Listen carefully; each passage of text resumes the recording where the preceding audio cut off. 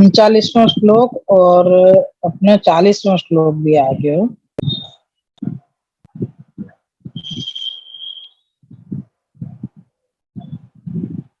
हाँ, हमें ये बताया था कि नारद जी ने जो श्राप दियो, वो ये श्राप व्यासु दियो के जो इन दोनों देवपुत्रन ने जो अपराध किए है, बहुत ही भयंकर वाला अपराध है कि जाको दुख या जाको दंड जो भोगते ये दोनों जने, तो बहुत बहुत दुख भोगवे को आतो, और वो भी तो भी है ना, इनकी सजा पूरी नहीं होती। ये जब इन्हें देख लियो, मतलब ये जान लियो नारद जी ने, यासु नारद जी ने श्राप देके वृक्ष योनि दे दी, ताकि और कछु नहीं, लेकिन वृक्ष योनि देवे में भी उन्हें स्मरण शक्ति दी, स्मृति ये दी कि ठाकुर जी के वो गुणगान कर सकें, और उनको का अपराध से ये योनि प्राप्त भई है वो सब कछु उनको याद रहे। तो महान पुरुष या महान भक्त, महान ऋषि जो भी प्रकार से अगर श्राप भी दे रहे हैं, तो वो भी हमारे हित कर ही है, ये न समझ के, ये ध्यान रख के, और ये हमको है ना आगे चलना चाहिए।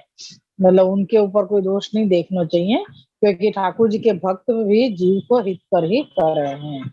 ये अपने 40वां श्लोक तक को आयो तो अब आगे ले अपन। श्री वल्लभाधीश की जय हो। श्री कृष्णाय नमः। श्री गोपीजन वल्लभाय नमः। श्री वाक्पति चरण कमलेभ्यो नमः। श्रीमद् भागवत महापुराण श्रीमद् वल्लभाचार्य जी विरचित श्री सुबोधनी जी की टीका 10वां स्कंद पूर्वार्थ को तामस प्रकरण को प्रमाण अवान्तर प्रकरण में अपनो 6वां अध्याय चल रहे है, और 10वें स्कंद के अनुसार अपनो 10वां अध्याय चल रहे है। अपने श्लोक हैं जो 40 श्लोक अपने पूरे हो गए हैं। 41वें श्लोक को ये है आभास है। नन्व वश्यम भावी चेत तथा त्वं किमिति नारदेनोक्तं वचनात् तूष्णीं भाव एवोचित इति चेतत्राह साधूनामिति।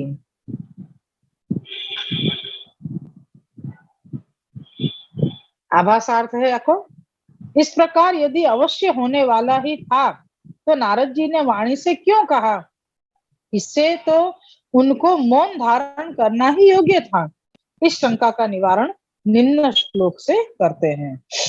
क्योंकि जब तुमको खबर ही होती कि ये इनने जो अपराध कियो है या को फल, मतलब इनको दुख रूप मिलेगो, तो जब जानते थे नारद जी, वाणी से क्यों कही, उनको मौन रहना चाहिए तो यहाँ पे वाकई हिसाब से श्लोक दियो गयो है। 41वां श्लोक है। साधु नाम समचित्ता नाम सुतराम मत कृतात्मनाम दर्शनान्नो भवेद बंध कुशो क्षणो हो सवितुर्य था। श्लोकार्थ है, जैसे सूर्य के उदय होते ही नेत्रों की देखने की रुकावट नष्ट हो जाती है, वैसे ही समान चित्त वाले ज्ञानी मुझ में पूर्ण रूप से अर्पित आत्मा वाले साधुओं के दर्शन से पुरुष का बंधन नहीं रहता। यानी यहाँ पे कह रहे हैं कि जैसे सूरज उगे तब नेत्रन को नहीं देखनो, वो सब कुछ नष्ट हो जाए। यानी अंधकार होवे, सूरज नहीं उगे वाके पहले का होवे, अंधकार होवे, क्योंकि अंधकार में तो अपन देख नहीं सके, तो सूरज उगवे सो अपनी वो क्रिया नष्ट हो गई कि हम नहीं देख सके ना, अब हम प्रकाश हो गया है तो अब हम देख सक रहे हैं। तो ऐसे ही जैसे समान चित्त वाले जो ज्ञानी हों, वो पूर्णपणे सु ठाकुर जी में अर्पित हुए हैं, और यासु ही उनके दर्शन करवे सु जो पुरुष को बंधन है, यानी कि जो भवसागर है जीव को, वो भवसागर के बंधन सु छूट जावे है। ये सो ही मतलब या को हुए है। श्री सुबोधनी जी है यहाँ पे। ये ही साधव तेषाम दर्शने पुनर्बंधो न भवति ते ही ज्ञान व्याप्ता वहनी नायः पिंड इव। यहाँ से लेके तथाप्य प्रार्थितम कथम दत्तवंत इत्याशंक्य दृष्टान्तेन निराकरणोत्यक्षणो स वितुर्य ते इति। अक्षण अक्षणोर बंधन मंदकार सवितु दर्शने सवितृ दर्शन निवर्तत एव।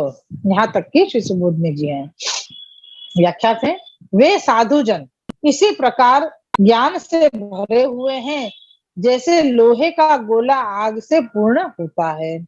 जैसे उस गोले के स्पर्श से अग्नि से भी विशेष दाह होता है, वैसा ही ब्रह्म ज्ञान से भी विशेष शीघ्र बंधन की निवृत्ति साधुओं के दर्शन से होती है। बहुत सुंदर यहाँ दृष्टांत दियो है कि साधु के दर्शन करवे मात्र सु पुरुष को बंधन यानी ये संसार को जो बंधन है वो छूट जावे, तो कि वो कैसे हो सके। तो कह रहे हैं कि जैसे लोहा को गोला होवे वाके अंदर अग्नि भरी हुई है, वह अग्नि सु जितनो दाह नहीं लगे जितनो वह गोला को छुए सु दाह लगे, यानी वो जो गर्मावा लग रहे या अपन जल जावे तो वो अग्नि सु तो इतनो नहीं जलेंगे जितनो या गोला सु जलेंगे। यानी कहवे को मतलब है कि गोला ही इन्हें जलावे को काम पहले ही कर देवे, अग्नि तो बाद में आवे। पर है तो अग्नि को स्पर्श पूरो, अग्नि को स्पर्श नहीं होता तो गोला गर्म कैसे हो तो लोहा को। तो यहाँ पे ये बता रहे हैं ऐसे ही ठाकुर जी के जो भक्त हैं, जो साधु जन हैं, उनको अगर संपर्क या उनको दर्शन भी हो जावे हैं तो बहुत शीघ्रता से ये पुरुष लोगन को ये संसार को जो बंधन है वो छूट जावे है।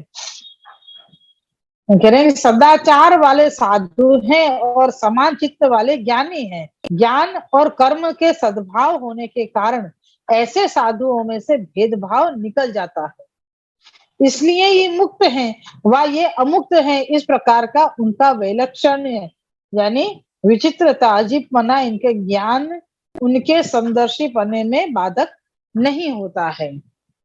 यानी यहाँ पे ये बता रहे हैं कि जो सदाचरण करने वाले जो साधुजन हैं और ज्ञानी भी हैं, चित्त ज्ञान से भरो भयो है, तो ऐसे जो साधु हैं इनको भेदभाव निकल जाता है। यानी पुरुष के जो जीव है, यहाँ पुरुष को मतलब जीव को समझना है कि जीव के सामने अगर साधु रूप आ गए साधु लोग तो और साधु को दर्शन हो गयो तो वो साधु लोग तत्काल और कुछ भी अपने ज्ञान को देखे बिना ही या अब हम बहुत ज्ञानी हैं, हम ऋषि हैं, हमको इनको न, कोई मतलब इनके ऊपर ध्यान नहीं देना चाहिए या ऐसा कुछ विचार नहीं करें, जीव को तत्काल बंधन निवारण करे हैं। तो ऐसो साधु को रूप हुए हैं। और जिन साधुओं ने वे भी वैसे नहीं करते हैं अर्थात स्वयं मुक्त नहीं कराते हैं, किंतु उनका दर्शन ही मुक्ति का साधक है। यानी कहने के का साधु से मिलवे सो हमको मुक्ति मिल जावे, तो कह रहे हैं कि वो मुक्ति तो वो खुद मुक्त नहीं करावे लेकिन उनके दर्शन करवे मात्र से तुमको मुक्ति मिल जाएगी, यूं कह रहे हैं यहाँ पे। यानी साधु जो मतलब यहाँ पे ये बता रहे कि नलकुबर और मणिग्रीव के सामने जब नारद जी आए तो नारद जी मौन भी रहते तो भी उनके दर्शन से उनको अपराध निवारण हो सकते तो उनको अपराध निवारण हो सकते तो नलकुबर और मणिग्रीव को। तो फिर भी यहाँ पे नारद जी ने उनको श्राप दियो यानी वाणी मौन नहीं रखी, वो बोले हैं। तो अकेले यहाँ पे कह रहे हैं कि उनमें कर्म ज्ञान और भक्ति तीनों ही सिद्ध होने से सर्व प्रकार से बंधन जिनकी सर्व प्रकार से बंध नहीं होता है। जिन साधुओं ने मुझ में आत्मा का समर्पण कर दिया है अथवा जिनकी आत्मा मेरे लिए ही हो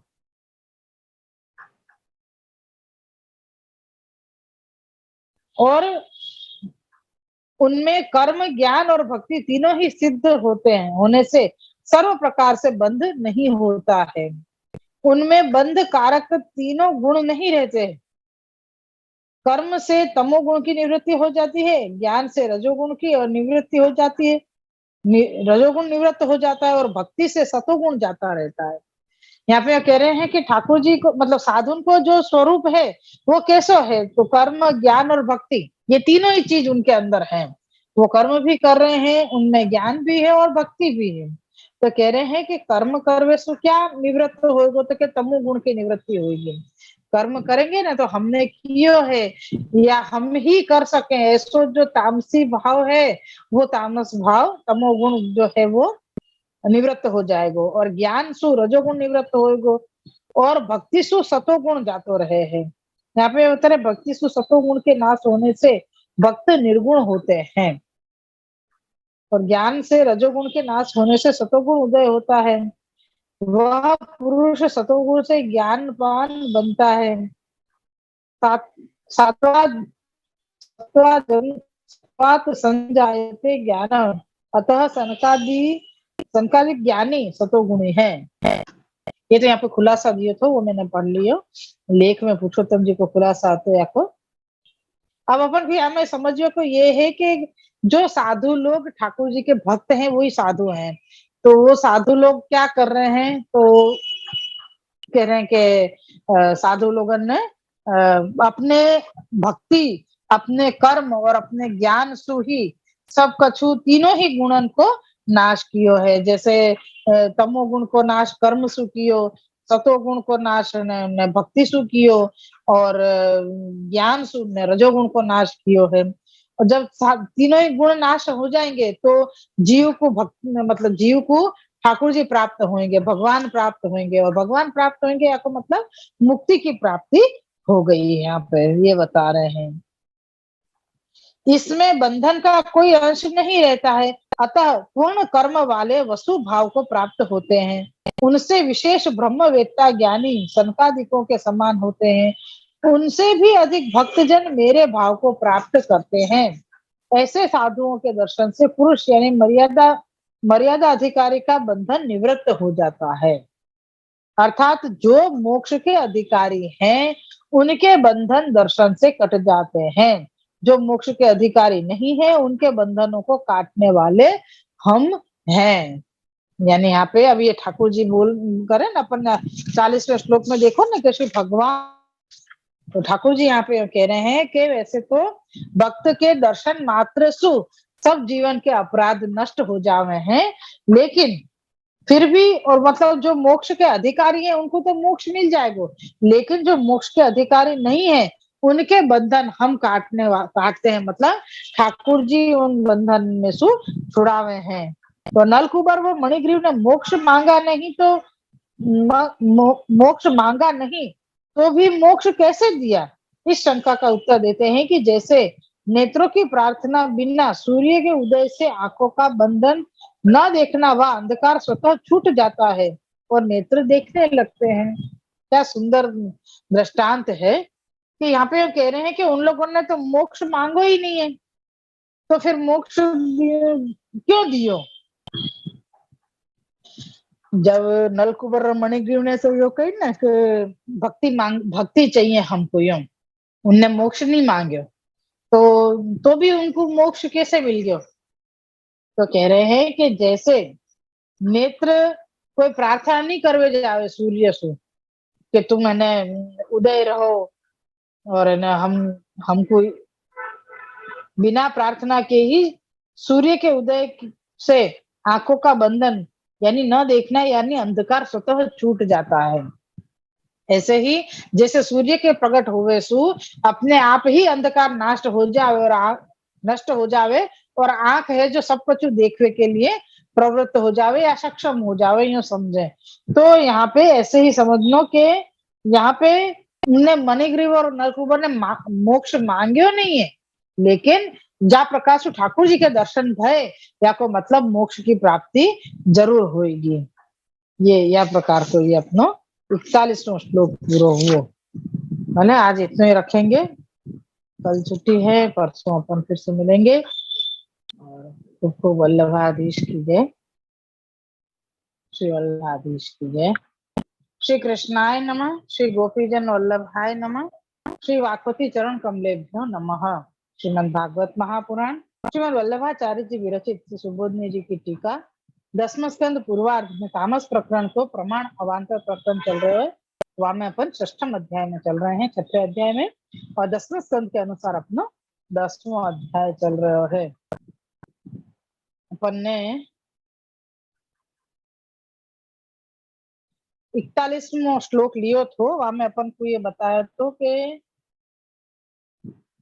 जैसे सूर्य के उदय होवे सु नेत्रन को जो अंधकार है वो दूर हो जावे है, तो वही प्रकार ठाकुर जी के दर्शन होवे सु जो मतलब उनको मोक्ष मिलना चाहिए तो या उनको जो भी तिमिर हतो यानी उनको अंधकार हतो वो सब हट गयो है। तो ये यहाँ पे ये सब प्रकार बताया तो अपन को तीन तीन चीज बताई थी।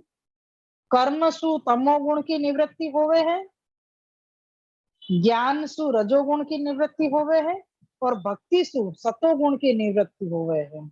या प्रकार तीनों गुण जो कर्म कर रहे हैं अपन, कर्म, ज्ञान और भक्ति, इन तीनों सु रजोगुण, तमोगुण और सतोगुण, ये तीनों चीजों की निवृत्ति होवे है, तब जाके अपन को मोक्ष यानी ठाकुर जी के दर्शन होवे या ठाकुर जी की प्राप्ति होवे या ठाकुर जी में लय हो जावे।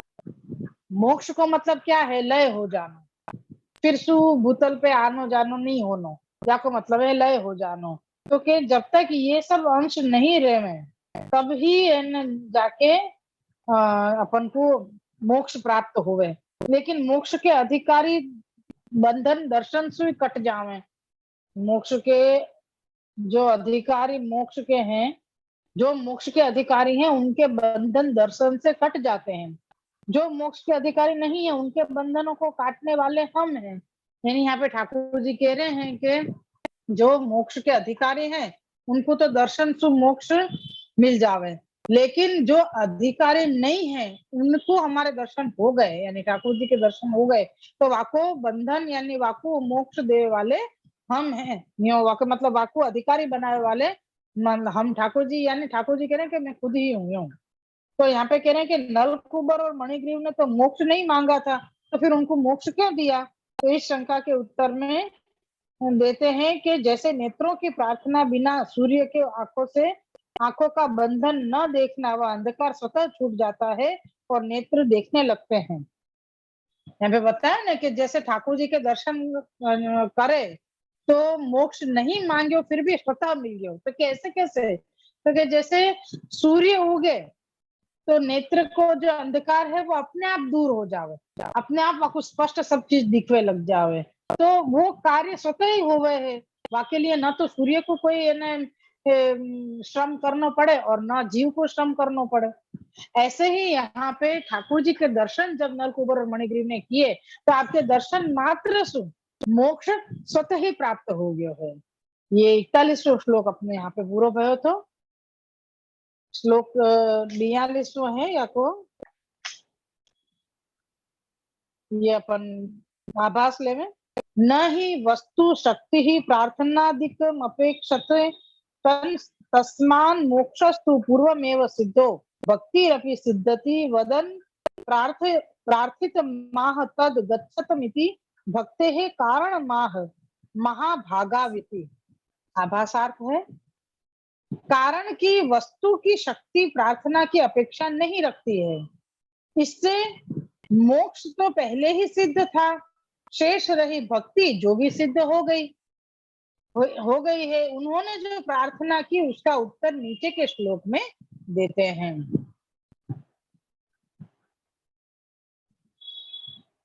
श्लोक है तद गच्छतम महाभागो नलकुबर साधनम सज्जातो मयि भावो वामी स्थितः परमो भवः। ये 42वां श्लोक है या श्लोकार्थ है। हे नलकुबर, इस कारण से महाभाग्य वाले तुम दोनों घर जाओ। आप दोनों का इच्छित अंतिम जन्म रूप भाव मेरे में हुआ है। ठाकुर जी आज्ञा कर रहे हैं कि हे नलकुबर, तुम महाभाग्य वाले हो, अब तुम दोनों घर जाओ यानी कि देवलोक चले जाओ और तुम्हारे को जो इच्छित है यानी जो भक्ति मांगी, क्योंकि ठाकुर जी के दर्शन से मोक्ष तो प्राप्त हो गयो, लेकिन जो भक्ति चाहिए वो तो उनने विनती करके मांगी कि हमको आप भक्ति दो। तो वो कह रहे हैं कि आप दोनों को जो इच्छित अंतिम जन्म रूप जो भाव है वो मेरे में हुआ है, यानी ये जन्म तुम्हारो अंतिम है। यासु तुम भक्ति करो यूं। श्री सुबोधने जी है, अनंत कोटि जन्म पुण्य पापयो रूपार्जितयोर मध्ये दिव्य शत वर्ष पर्यंतम मत प्रतीक्षा भावनात् सर्वमेव पापम नष्टम। यहाँ से लेके अतो अतो जन्म भी क्लिष्टानां सर्वेषामेव अयि भावः प्रार्थनीयो भवति। अतो वाम युवर युवयोरपि सित्त्वात् सम्यक ज्ञातः। यहाँ तक की श्री सुबोधने जी है, या की व्याख्यात है। अनंत करोड़ जन्मों में आपने पाप और पुण्य इकट्ठे किए थे, सो दिव्य वर्ष मेरे दर्शन की प्रतीक्षा करने के भाव से आपके पाप तो नष्ट हो गए।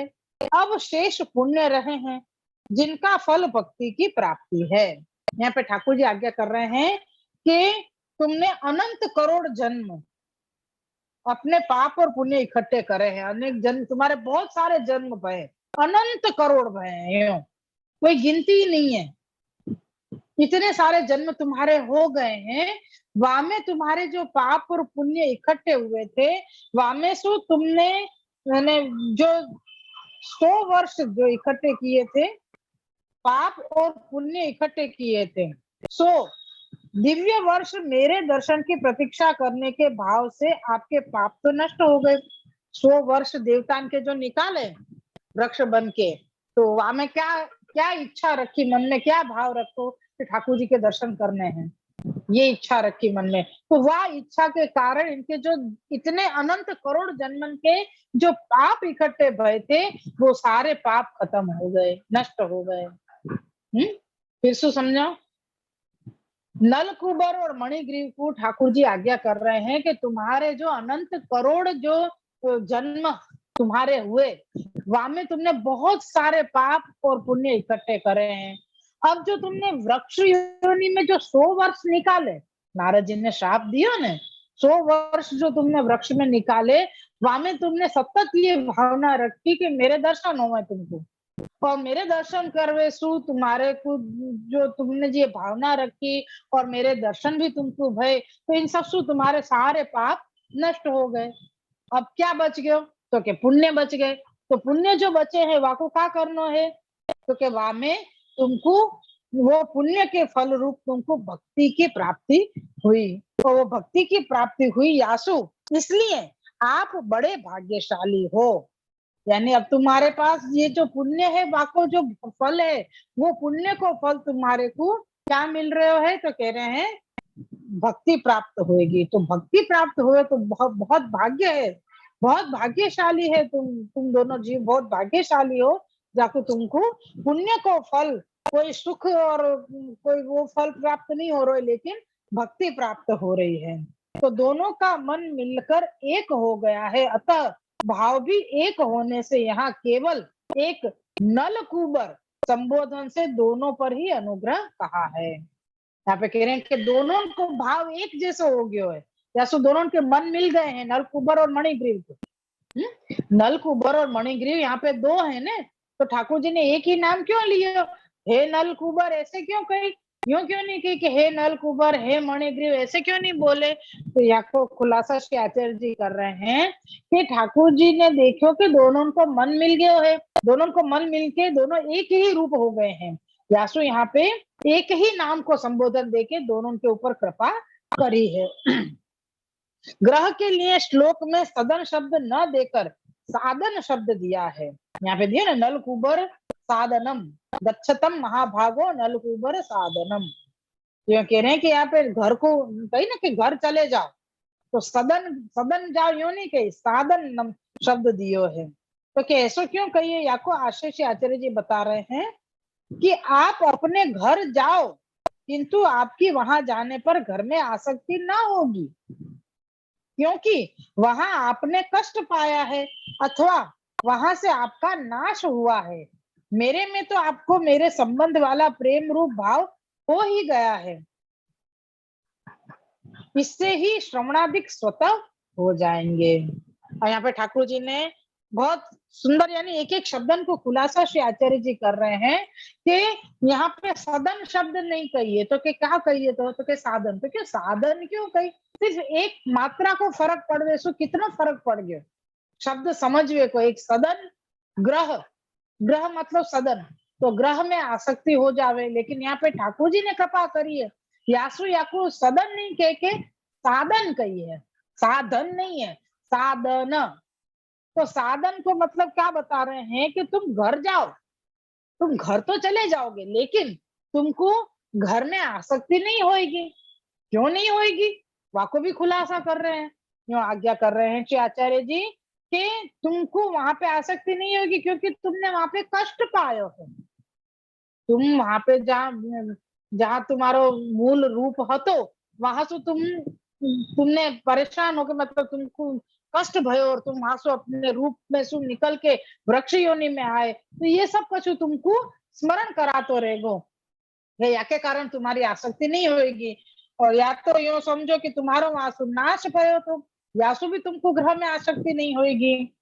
और तुमको मेरे संबंध वालों जो प्रेम भयो है, यानी ठाकुर जी आज्ञा कर रहे हैं कि तुमको मेरे तरफ को जो प्रेम भयो है, वो तो भाव तुमको प्राप्त हो ही गयो है।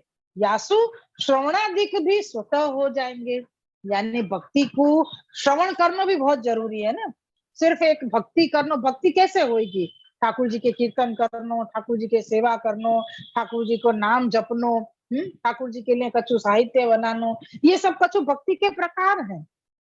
भक्ति को मतलब अपन बताए ना प्रेम, यहाँ पे शब्द दिए हुई है देखो, कि आपका मेरे संबंध वाला प्रेम रूप भाव हो ही गया है, यानी तुमको मेरे में प्रेम हो ही गयो है। तो तुमको मेरे में प्रेम भयो है, तो जासु प्रेम होएगो, वाके लिए ही हम सब कछु कार्य करें। कोई की कहवे की जरूरत नहीं पड़े कि तुम मेरे लिए ये चीज करो, ऐसे प्रकार है। जासु अपन को प्रेम होए, जासु अपन को लगाव होए, जो जो व्यक्ति या जो चीज अपन को अच्छी लगती होए, अपन वाके लिए कहीं ना कहीं से कैसे भी करके समय निकालने में, वाके लिए जो भी कार्य करें अपन वही के लिए करें, हैं। तो ऐसे यहाँ पे प्रकार बता रहे हैं कि श्रवणादिक स्वतः हो जाए, तो क्यों, क्योंकि तुमको मेरे में मेरे संबंध वालों प्रेम भाव हो गया है, वो सिद्ध हो गया है तुमको, यासु। तो इस प्रकार के भाव की तो प्रार्थना नहीं की है, तो इससे जाना जाता है कि हमको ये इष्ट नहीं है। कोई यहाँ पे यूं कहे कि भाई ऐसी प्रार्थना तो नलकुबर और मणिग्रीव ने करी ही नहीं। नलकुबर और मणिग्रीव ने तो खाली यूं कही कि आप हमको भक्ति दे दो और हमको घर जावे की आज्ञा दो, देवलोक जावे की आज्ञा दो, हम हमारे लोक चले जाएं। यहाँ तो ठाकुर जी ने तो सब कुछ दे दिए, अनंत करोड़ों जन्मन के पाप नष्ट करा दिए, अनंत करोड़ों जन्मन के जो पुण्य है वाके फल स्वरूप भक्ति को दान दियो, और आपके दर्शन मात्र से इनको मोक्ष तो मिल ही गयो है। आप में प्रेम भाव रूप में भक्ति प्राप्त हो गई, तो ये तो सब बिना मांगे ही दे दियो ठाकुर जी ने। तो ठाकुर जी कह रहे हैं कि हमको प्रार्थना कोई कोई जरूरत नहीं है। क्या कह रहे हैं कि हमको इष्ट नहीं है, यानी नहीं करोगे तो भी चलेगा, हमको मालूम है हमको तुमको क्या देना है। इसके उत्तर में श्लोक में ईष्यत इप्सित शब्द देकर यह बता दिया है कि आपको इष्ट है, इसका कारण बताने के लिए परम तत्व शब्द दिया है। वामिप्सित यहाँ पे शब्द दिया है श्लोक के अंदर, तो वाके लिए कह रहे हैं कि यह भाव ही अंतिम जन्म रूप है। अगर ये तुम्हारा भाव ऐसा है कि जो आप हमको दे रहे, मतलब यहाँ पे ये यूं समझ लो कि हमने ऐसी विनती नहीं करी है, तो मतलब हमको ये सब कुछ नहीं, हमको बस आपकी भक्ति चाहिए। यूं कह दो कि आप मोक्ष दो या नहीं दोगे तो भी कोई वांधा नहीं है, हमारे पाप नष्ट भय के नहीं भय, पुण्य फलित भयो के नहीं, हमको आपके दर्शन हो गए, आपसे हम भक्ति मांग रहे हैं, बस यही हमारी हमको इष्ट है, और कछु इष्ट नहीं है। यूं समझो तो भी सही है, और यूं समझो कि ठाकुर जी ने नलकुबर और मणिग्रीव के प्रार्थना करने की जरूरत नहीं समझी, आपने स्वतः ही कृपा कर दी, तो भी अपन या प्रकार के भाव को या वाक्य को अपन समझ सके हैं। अगर ऐसा भाव हो रहे है कि हमको बस आप ही चाहिए हो, या हमको आपकी ही भक्ति चाहिए, तो यही हमारे लिए परम तत्व है, अगर ऐसा ही भाव आ रहे है, तो वे कह रहे हैं कि यह भाव ही अंतिम जन्म रूप है। इस भाव के होने के पीछे दूसरा जन्म नहीं होता है। अनेक जन्मों से जो दुखी हैं वे सब मेरे में यह भाव मांगने के योग्य हैं, अर्थात मांगते यानी चाहते ही हैं। अतः आप दोनों को भी यह इष्ट होने से सम्यक सम्यक यानी अच्छे प्रकार से यह भाव हुआ है।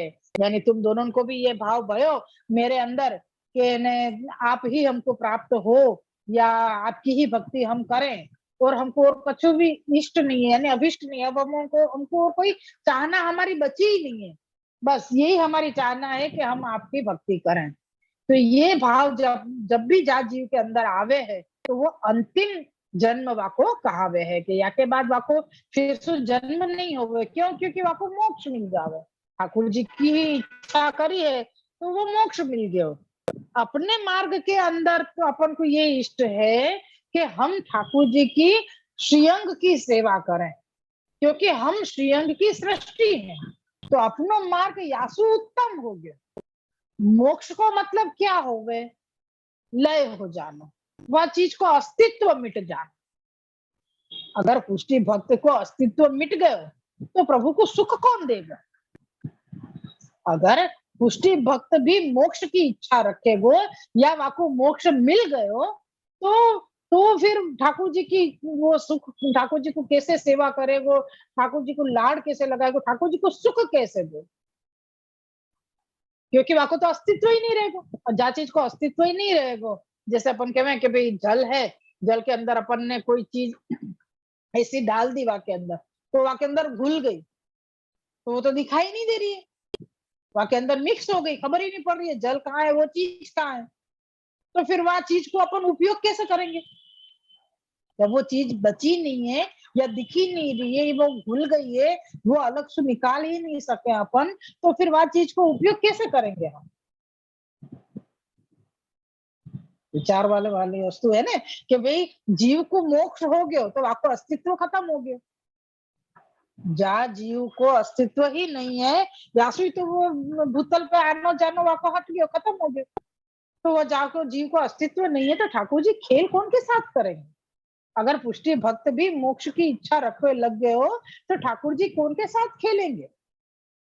यासु ही अपने मार्ग के अंदर श्री गुसाई जी ने, श्री हरिराय जी ने भी आज्ञा करी है, श्री गोकुलनाथ जी भी आज्ञा कर रहे हैं कि पुष्टि भक्त कभी मोक्ष की इच्छा नहीं करे, क्योंकि मोक्ष तो तुच्छ चीज है। तो ठाकुर जी के दर्शन मात्र से मोक्ष मिल जावे तो अपन तो नित्य दर्शन करे, अपनो तो रोज ही मोक्ष हो जावे, अपनो तो रोज ही मोक्ष हो जावे, क्योंकि हम तो रोज ही दर्शन कर रहे हैं, 8 दर्शन कर रहे हैं हम तो। हमारा तो रोज ही मैंने हो जावे, मोक्ष हो जावे, दिन में 8 बार मोक्ष हो जावे। चलो बार बार अगर हमारा जन्म हो जाता तो हम तो 8 बार रोज मोक्ष हो जावे हमारा तो ये है कि पुष्टि मार्ग यासु अलग और उत्तम है। ये सहज एक साधारण जीव की क्या प्रकार से प्रतिक्रिया होवे या साधारण जीव को क्या प्राप्त होवे है, वो चीज यहाँ पे श्री आचार्य जी ने स्पष्ट रूप से बताई है कि अगर जाके भी ये भावना हो जावे कि हमको सिर्फ आपकी भक्ति ही चाहिए तो वाको जन्म अंतिम जन्म गिनो जाए है। क्यों? क्योंकि वाको मोक्ष हो गयो है, अब भक्ति के बाद और कोई चीज बचे ही नहीं है कि वाको दी जाए। भक्ति के बाद और कोई चीज नहीं है जो चाहवे की मतलब जो पामवे की इच्छा भी जीव कर सके, कोई चीज है ही नहीं, तो वो अपने आप ही मोक्ष की गिनती में आ गयो। तो ये यहाँ पे अपनो 42वां श्लोक पूरा भयो है। और 43वां श्लोक में श्री वल्लभ की कृपा से फिर ये अध्याय अपनो आज पूरा हो जाएगा। एवं मुक्तौ तत्रोचितम तत्वा गतवंता विद्या हेत्युक्तौ।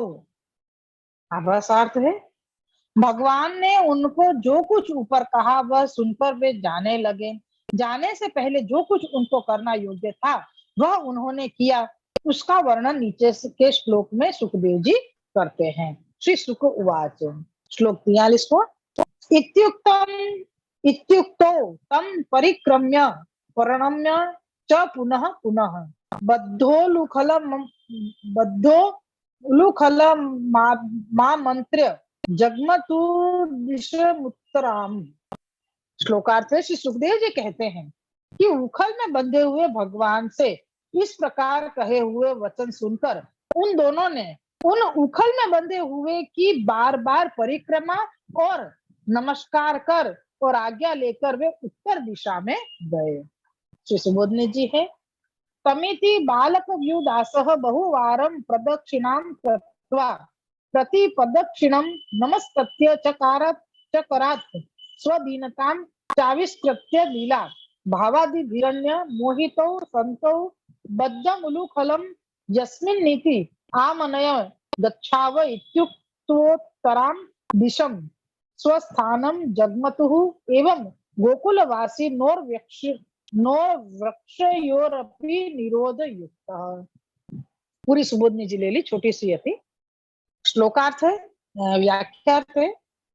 श्लोक में त शब्द इसलिए दिया है, इत्युक्तौ तम तम परिक्रम्य, ऐसे तम त शब्द जो बीच में आयो कि वे बालक नहीं थे अर्थात परब्रह्म थे, इसलिए उनकी बार बार प्रदक्षिणा की।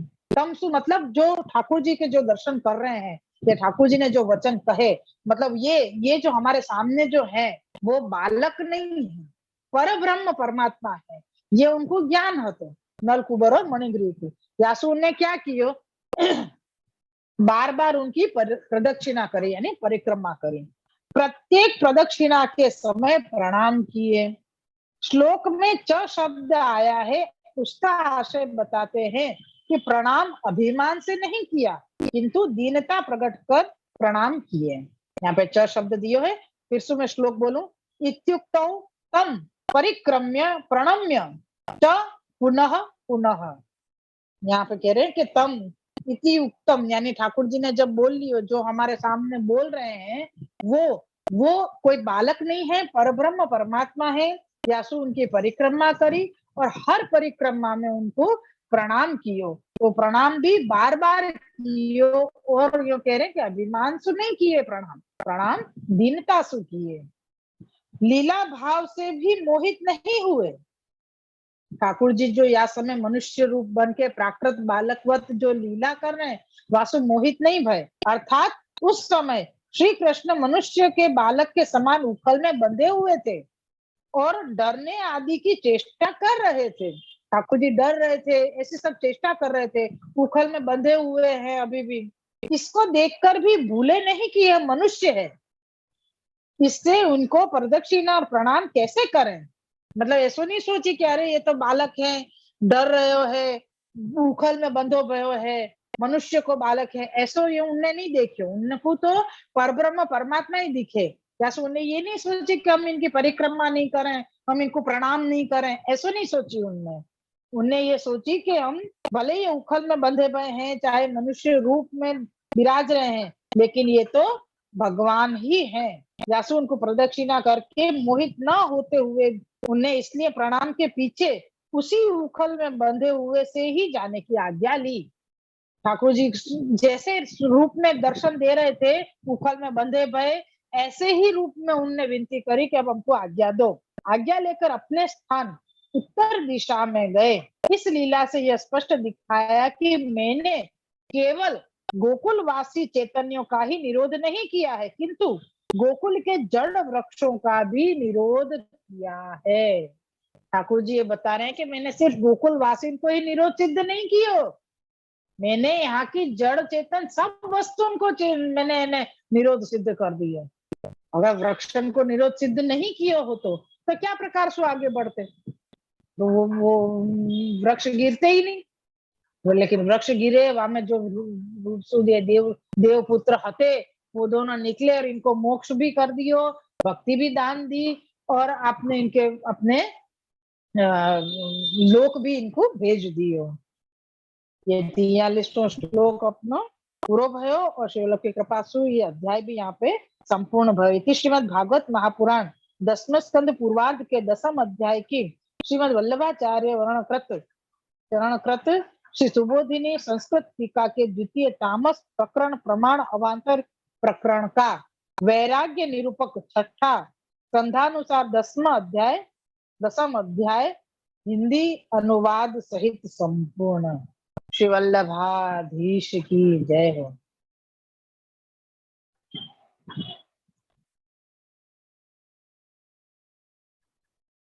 दामोदर लीला के 4-5 पद हैं धनाश्री राग में।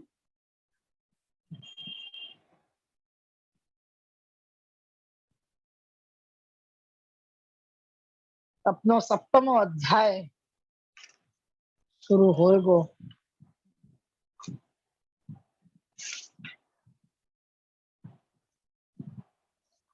सप्तम अध्याय के कितने श्लोक हैं मैं देखूं, क्योंकि वो 7 अध्याय तो कम से कम या रथ यात्रा के पहले पूरे करने हैं, पर मालूम नहीं है हो पाएंगे कि नहीं हो पाएंगे।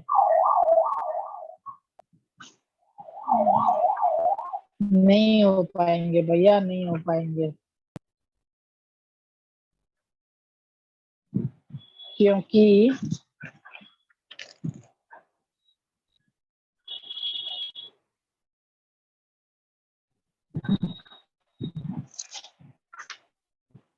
उन 50 श्लोक हैं या अध्याय में, उन 50 श्लोक